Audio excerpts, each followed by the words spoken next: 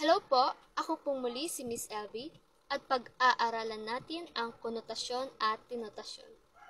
Ano po ba ang denotasyon? Ang denotasyon ay simpleng pahayag.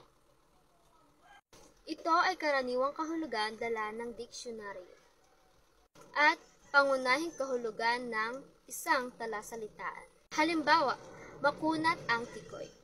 Makunat means mahirap kagatin. Paano naman ang konotasyon?